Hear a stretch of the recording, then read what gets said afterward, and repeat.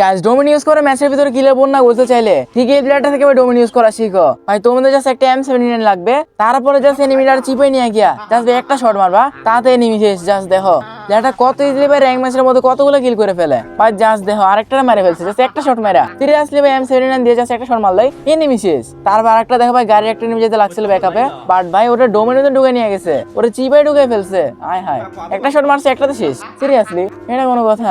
এই নিয়ে কতগুলো কিল করলো। তারপরে জাস্ট পুরো হাসাটাই দেখো, কি হাসা আসতেছে ভাই, জন হাসা আসতেছে। আবার ডোমিনে ঢুকাইছে।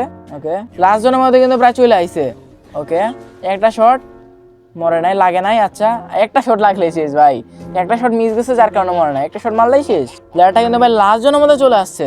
দেখো লাস্ট প্লেয়ার এটা মাঠ থেকে পারবে। দুইটা এমো আছে কিন্তু, দুইটা এমো একটাতে শেষ ভাই।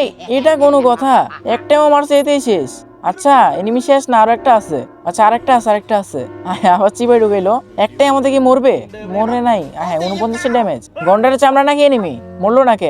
আচ্ছা MP5 আছে, সমস্যা নাই। ওকে ভুইয়া না, এটা অস্থির ছিল। এটা যতগুলো কিল করছে ততবার এনিমিরা চিপাই নিয়ে গিয়ে মারছে।